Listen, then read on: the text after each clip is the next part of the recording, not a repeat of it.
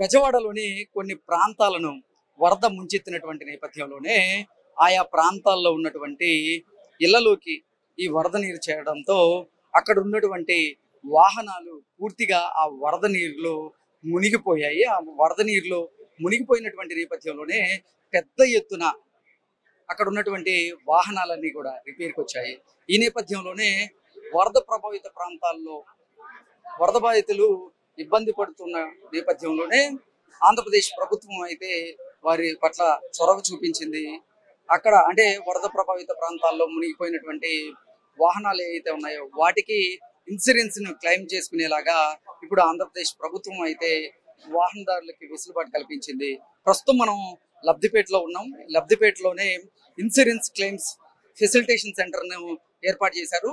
ఇక్కడ మనం చూసుకున్నట్లయితే అన్ని ఇన్సూరెన్స్ కంపెనీలు కూడా ఈరోజు ఇక్కడ ఈ ఫెసిలిటేషన్ సెంటర్ లో ఉండడం జరిగింది.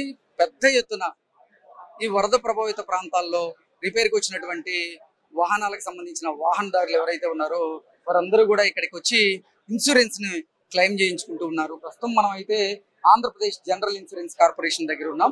వీరు మార్నింగ్ నుంచి దగ్గరగా 200కి పైగానే వాహనదారులకు సంబంధించినటువంటి ఇన్సూరెన్స్ అయితే క్లెయిమ్ చేశారు.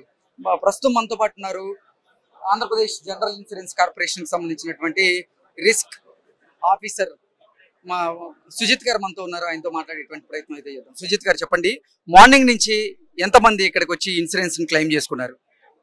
ఈ రోజు ఇప్పటికి 200 పైచిలకు మంది పబ్లిక్ వాకిన్ వచ్చి క్లెయిమ్స్ గురించి సంప్రదించడం జరిగింది.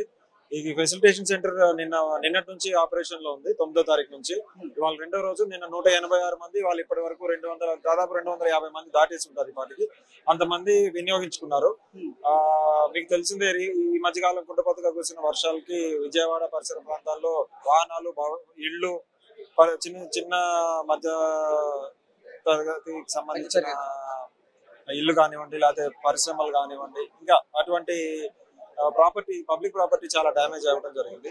సో ఇప్పుడిప్పుడే వాటర్ రిసీడ్ అవుతుంది. రిలీఫ్ వర్క్స్ అన్ని ఆల్మోస్ట్ ఫుల్ ఫ్లెడ్జ్ లో నడుస్తున్నాయి. కాబట్టి 2 వీలర్స్ అయినా 4 వీలర్స్ కి సంబంధించినటువంటి యజమానులు కూడా ఇక్కడికి వచ్చి ఇన్సూరెన్స్ క్లెయిమ్ చేసుకుంటున్నారు.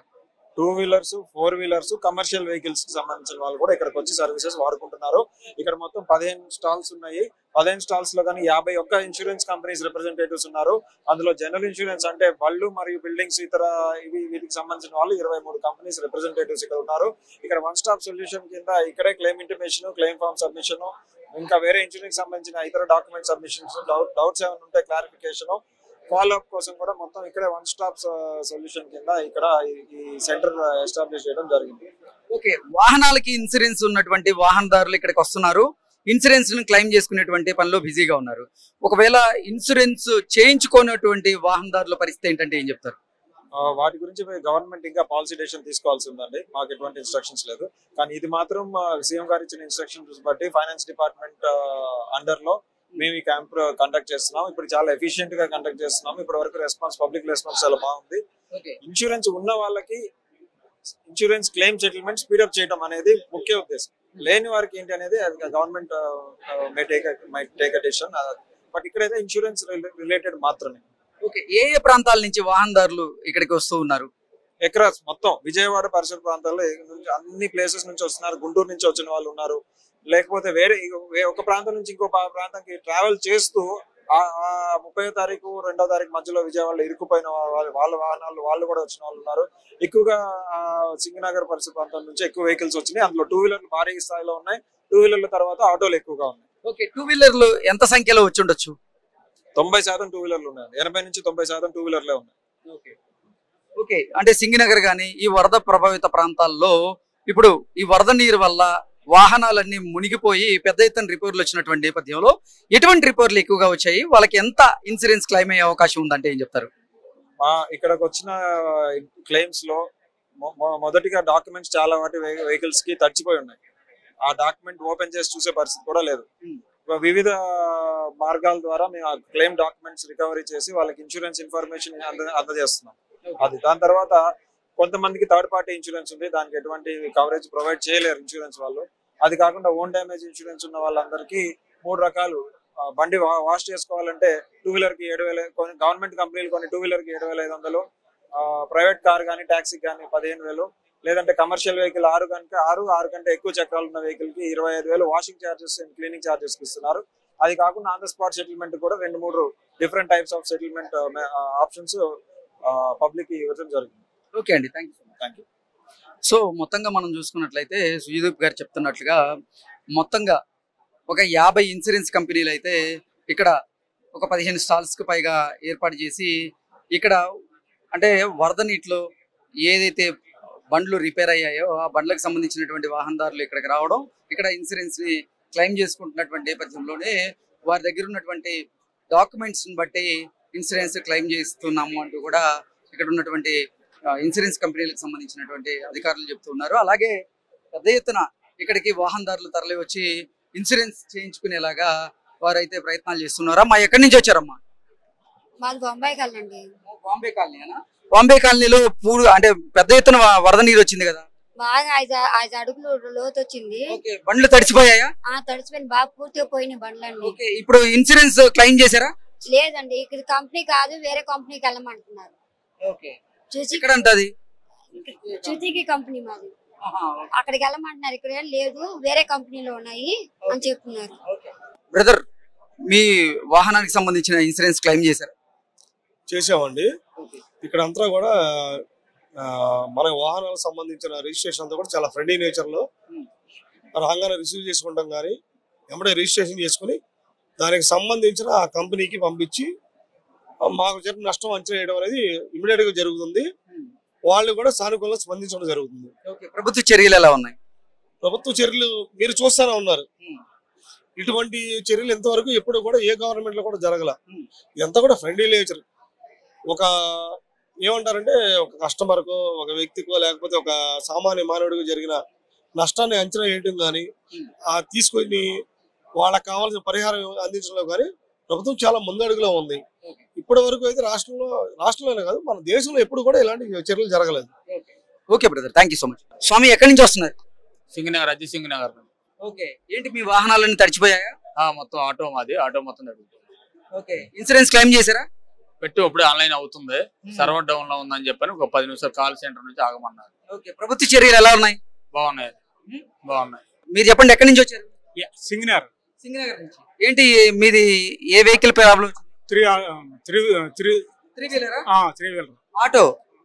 ఓకే, ఆటో ఏం ప్రాబ్లం వచ్చింది అంటారు? మొత్తం నీళ్ళలో మునిగిపోయింది, నేను బండి స్టార్ట్ చేయలేదు. ఓకే, అంటే ఇన్సూరెన్స్ ఉంది కదా, మరి అది పెడితే క్లెయిమ్ వేద్దన్నారు. వచ్చాం, ప్రస్తుతానికి కాగితాలు పెట్టాం. సర్వర్ డౌన్ ఉందని చెప్పి. ప్రభుత్వ చర్యలు ఎలా ఉన్నాయి? బేష్ బాగుంది, చంద్రబాబు నాయుడు బాగా చేస్తున్నారు. వస్తుందని గ్యారంటీ అనుకుంటున్నాను. ఇన్సూరెన్స్ మొత్తం వస్తుందని చెప్పారా? ఇన్సూరెన్స్ ఎంత వస్తుందో వీళ్ళు చెప్పరు కదండి. అక్కడ బాగా చేసి ఎంత ఎద్దు తెలియాలి కదా, ఎంత ఎద్దు అప్పుడు మనకి వస్తుంది మటుకు వస్తాం, గ్యారంటీ వస్తుందని చంద్రబాబు నాయుడు గారు హామీ ఇచ్చారు.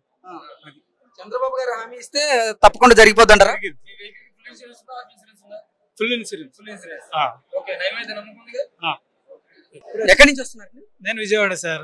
ఓకే, విజయవాడలో ఏ ప్రాంతం నుంచి వస్తున్నారు? ఇక్కడ పక్కన ఇందిరాగాంధీ మున్సిపల్ స్టేడియం కాంప్లెక్స్ అండి. ఓకే, ఏంటి మీ వెహికల్ కూడా దెబ్బతిన్నాయా ఈ వరద నీటికి? అవునండి, తడిసిపోయింది, మునిగిపోయింది. అందుకోసం ఇక్కడ ఇట్లా ఇన్సూరెన్స్ పాయింట్ పెట్టారని పేపర్ లో చూసి, వాట్సాప్ లో చూసి వచ్చాము. మాది ఇన్సూరెన్స్ ఏమో, నా బండికి థర్డ్ పార్టీ ఇన్సూరెన్స్ కట్టుకున్నాము. ఇక్కడ అడిగితేనేమో ఇన్సూరెన్స్ క్లెయిమ్ రాదంటున్నారు. ఇక ఏం చేస్తాం? ఇక ఇన్సూరెన్స్ విషయంలో ఈ వరద నీటిలో తడిచినటువంటి బండ్ల కోసం వినియోగదారులు అంటే వాహనదారులు ఎవరైతే ఉన్నారో వాళ్ళు ఇబ్బందులు పడకూడదని ఆంధ్రప్రదేశ్ ప్రభుత్వం ఇలాంటి ఏర్పాట్లు చేసింది. దీని మీద మీ స్పందన ఏంటి? చాలా మంది ఇట్లాగా ఇబ్బందులు పడుతున్నారు కారణం చేత వారికి ఈ ఆలోచన రావడం చాలా గొప్పదండి.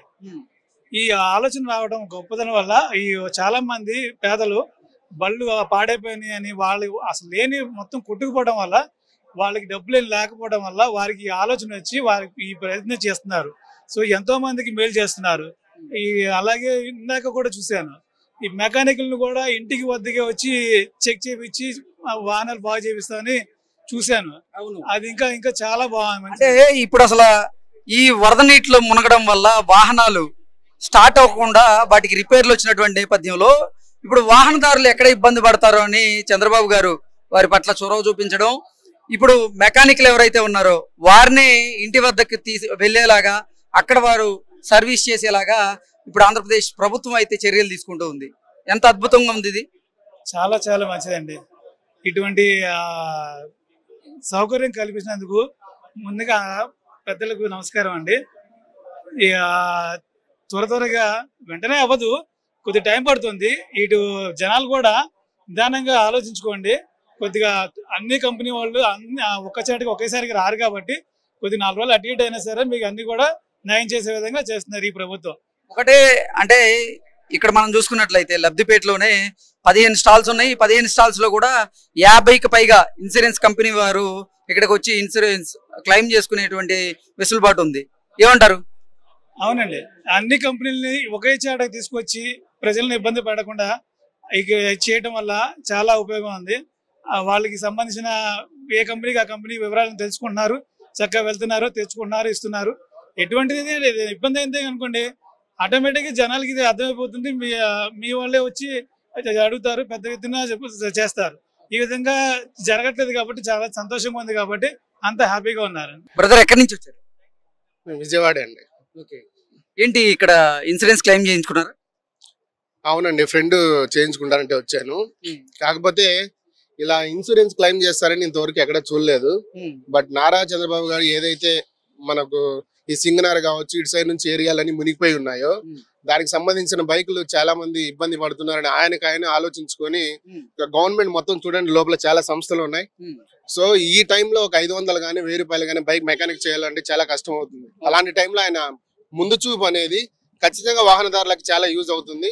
సో ఈ విజయవాడ చుట్టుపక్కల వాళ్ళు ఎవరైనా సరే ఒకవేళ తెలియకపోయింటే దయచేసి ఇక్కడికి వచ్చి ఇన్సూరెన్స్ క్లెయిమ్ చేసుకొని మీ బండి ద్వారా గవర్నమెంట్ పెడుతున్న ఈ ఇన్సూరెన్స్ సంబంధించి ఏదైతే ఉందో వాటిని సద్వినియోగం చేసుకోవాలని మనస్ఫూర్తిగా కోరుకుంటున్నాం. అంటే ఇన్సూరెన్స్ తో పాటుగా అసలు ఎక్కడైతే వాహనాలు చెడిపోయి ఉన్నాయో అంటే వరద ప్రభావిత ప్రాంతాల్లో వాహనాలు చెడిపోయిన నేపథ్యంలోనే అవి గ్యారేజ్కి వెళ్ళలేవు కాబట్టి వాహనదారులు వాటిని గ్యారేజ్కి తీసుకెళ్లేందుకు ఇబ్బంది పడతారు కాబట్టి ప్రభుత్వం ముందు చూపుతో అసలు అంటే మెకానికల్నే ఇంటి వద్దకే తీసుకెళ్లి సర్వీస్ చేసేలాగా ఏర్పాట్లు చేసింది. ఏంటి ఎలా ఉంది అది? ఖచ్చితంగా అండి, ఎందుకంటే చాలా సంతోషించాల్సిన విషయం. ముఖ్యంగా మీరే అబ్జర్వ్ చేయండి, గవర్నమెంట్ అంటే ప్రజల్లో ఒక నమ్మకం కలుగుతుంది. ఎందుకు కలుగుతుంది అంటే ఇలాంటి విషయాలపైనే. ఇప్పుడు ఆల్రెడీ చితికిపోయి ఉన్నారు, తిండి తినడానికి కూడా లేని టైంలో వెహికల్ అనేది మళ్ళీ రోడ్డు మీదకి తెచ్చి మెకానికల్ ఎన్ని రోజులు పడుతుందో తెలియదు. అలాంటిది గవర్నమెంట్ ఏదైతే మనకి చంద్రబాబు నాయుడు గారి దురదృష్టి ఉందో అది ఖచ్చితంగా వాహనదారులు కావచ్చు విజయవాడలో చాలా ప్రజలు సంతోషిస్తున్నారు. అది ఏంటంటే ఇంటి వద్దకే మెకానిక్ ఎక్కడ చేస్తున్నారండి? ఎవరన్నా సపోజ్ ఏదైనా నా చిన్న బైక్ అనుకోండి, దాన్ని తీసుకెళ్ళాలి, మళ్ళీ అక్కడ తీసుకెళ్ళాలి, మళ్ళీ ఏది ప్రాబ్లం ఉందో తెలియదు. ఆయనకు చెప్తే ఆయన అసలు ఈ రిపేర్ అయ్యి అసలు స్టార్ట్ కాని నేపథ్యంలో మీరు గ్యారేజ్ కి తీసుకువెళ్ళాలంటే మళ్ళీ మీకు అదనపు ఖర్చు. వీటన్నింటిని ఆలోచించినటువంటి ముఖ్యమంత్రి గారు నిజంగా ఇది అద్భుతమైనటువంటి నిర్ణయం అని చెప్పొచ్చు. ఎందుకంటే అసలు మీ ఇళ్ళ దగ్గరికే అంటే వాహనదారులు ఎక్కడైతే ఇబ్బంది పడుతున్నారో ఈ వరద ప్రభావిత ప్రాంతాల్లో వారి ఇంటికే ఇప్పుడు మెకానిక్ వచ్చేలాగా ఆంధ్రప్రదేశ్ ప్రభుత్వం అయితే చర్యలు తీసుకుంది. ఇప్పుడు మెకానిక్ కూడా వస్తున్నారు, అక్కడ చెడిపోయినటువంటి వాహనాలు ఏవైతే ఉన్నాయో వాటిని సర్వీస్ చేసేలాగా వారు ప్రయత్నం చేస్తున్నారు. అవునండి, ఖచ్చితంగా మీడియా ద్వారా మేము చెప్పదలుచుకుంది ఏంటంటే ఇప్పటికీ చాలా మందికి తెలియకపోవచ్చు. దయచేసి చంద్రబాబు నాయుడు గారు ఏదైతే ముందు చూపుతో మీ వెహికల్స్ ఎక్కడైనా సరే ఎక్కడ ఉన్నా సరే తీసుకొచ్చి ఇక్కడ ఇన్సూరెన్స్ క్లెయిమ్ చేయొచ్చు. అలాగే ఏవైనా స్టార్ట్ కాకపోయింటే వాటి పరిస్థితి ఖచ్చితంగా ఇక్కడ చూస్తారు. లేదంటే ఆల్రెడీ మనకి ఇంటింటికి వస్తున్నారు మెకానిక్లు, వాళ్ళ చేత అయినా సరే ఈ గవర్నమెంట్ పెడుతున్న అవకాశాన్ని సద్వినియోగం చేసుకొని మనస్ఫూర్తిగా కోరుకుంటూ, అలాగే ఈ క్లెయిమ్స్ ఏదైతే చేస్తున్నారో ఇన్సూరెన్స్ కంపెనీలకు కావచ్చు, అలాగే వీటికి ముందుండి ఖచ్చితంగా ఏదైతే వెహికల్స్ అనేటివి ఇంకా మనసులో నుంచి బాధ లేకుండా గవర్నమెంట్ చూసుకుంటుందన్న నమ్మకాన్ని తెలియజేసినటువంటి మన ముఖ్యమంత్రి నారా చంద్రబాబు నాయుడు గారికి, అలాగే డిప్యూటీ సీఎం ఎవరైతే ఉన్నారో కొణిదెల పవన్ కళ్యాణ్ గారికి ఖచ్చితంగా కృతజ్ఞతలు చెబుతున్నాం విజయవాడ నుంచి. థ్యాంక్ యూ అండి. థ్యాంక్ యూ అండి.